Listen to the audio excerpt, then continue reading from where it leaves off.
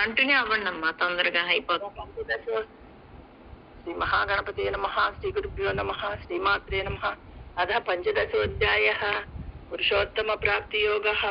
శ్రీ భగవాన్ ఉవాచ ఊర్ధ్వమూలమధశాకం అశ్వత్థం ప్రాహురవ్యయం ఛందాంసి యస్య పద్మాని యస్తం వేద స వేదవిత్ అథ చోర్ధ్వం ప్రస్థాస్య శాఖాః గుణప్రవృత్తాః విషయప్రవాలాః అత్తస్య మూలాన్యనుసంతతాని కర్మానుబంధీని మనుష్యలోకే న రూపమస్యేహ తథోపలభ్యతే నాంతో న చాదిర్న చ సంప్రతిష్ఠా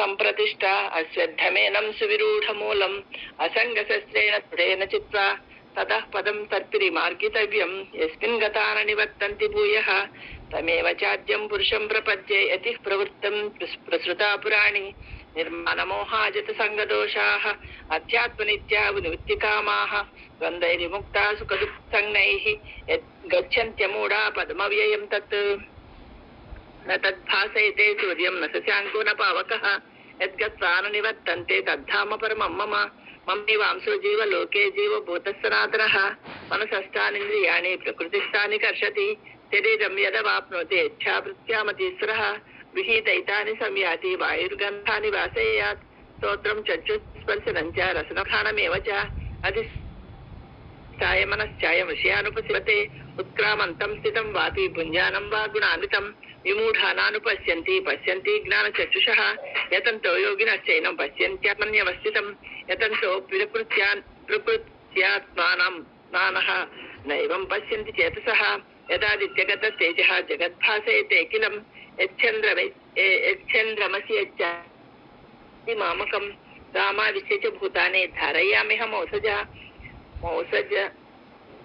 మౌజసా కృష్ణామి చోదసి సర్వాసో మో భూత్వా రసాత్మకః అహం వైశ్వానరో భూత్వా ప్రాణినాం దేహమాశ్రితాం ప్రాణాపానసమాయుక్తః పచామ్యన్యం చతుర్విధం సర్వస్య చాహం హృది సన్నివిష్టం మత్తస్మృతిర్జ్ఞానమపోహనం చ వేదైశ్చ సర్వైరహమేద విద్యః వేదాంతకృత్వేద విదేహ చాహం ద్వావిమౌ పురుషౌ లోకే క్షరశ్చాక్షర ఏవ చ క్షర సర్వాణి భూతాని కూటస్థోచర ఉచ్యతే ఉత్తమో పురుషస్తన్యః పరమాత్యేతుదాహృతః యో లోకత్రయమావిశ్య బిభర్త్యవ్యయ ఈశ్వరः యస్మాత్ క్షరమతీతోయం అక్షరాదపి చోత్తమః అతోస్మి లోకే వేదే చ పురుషః ప్రదితః పురుషోత్తమః యో మామేవమసమ్మూఢః జానాతి పురుషోత్తమం స సర్వవిద్ భజతి మాం సర్వభావేన భారత ఇది గుహ్యతమం శాస్త్రం ఇదముక్తం మయా నఘ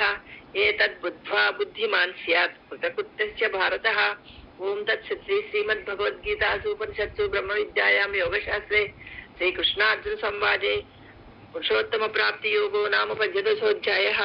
సర్వధర్మాన్ పరిత్యజ్య మామేకం శరణం వ్రజ అహం త్వా సర్వ పాపేభ్యో మోక్షయిష్యామి మా శుచః. జై శ్రీరామ్.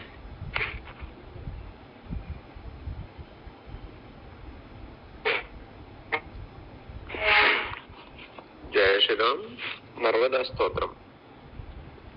జగ్ముస్తే నర్మదా కక్షం దృష్ట్వా దేవాః ద్విజోత్తమాః తతః కేచిత్ స్తువంత్యంతే జయ దేవీ నమోస్తుతే నమోస్తుతే సిద్ధగణైర్నిషేవితే నమోస్తుతే సర్వ పవిత్ర మంగళే నమోస్తుతే విప్ర సహస్ర సేవితే నమోస్తు రుద్రాంగ సముద్భవే వరే నమోస్తుతే సర్వ పవిత్ర పావనే నమోస్తుతే దేవీ వరప్రదే శివే నమామి తే శీతజలే సుఖప్రదే సరిద్వరే పాపహరే విచిత్రితే అనేక భూతేషు సుసేవితాంగే గంధర్వయక్షోరగ పవితాంగే మహాగజోఘైర్మహిషైర్వరాహైః अपीयसे तोयहं महोर्मिमाले नमामि ते सर्ववरे सुखप्रदे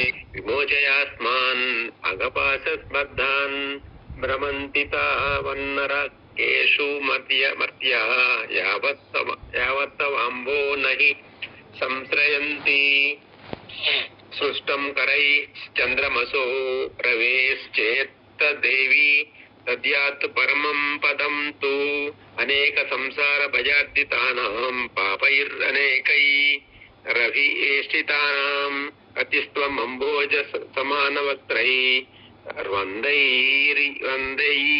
అనేకైరవి సంవృతానాం విన్మూత్ర దేహాశ్చ నిమగ్న దేహా భ్రమంతి తావన్నరకేషు మర్త్యా నద్యశ్చ పూతా విమలా భవంతి త్వాం దేవి సంప్రాప్య న సంశయోత్ర కాతురాణామభయం తదాసి స్థైరనేకైరవిపూజితోసి బలస్వస్థ తరంగభంగం జలం న యావత్తవ సంసృశంతి మ్లేచ్ఛాః పులిందా అదయాతు దానాః పిబంతి ఏ सीभस्तव देवी पुण्यं ते प्रमुच्यन्ति भयाश्च घोरात् किमत्र विप्रा भवपाशभीताः रांसि नद्यः क्षयमभ्युवेता घोरे युगेऽस्मिन् कलिनौ अवसृष्टे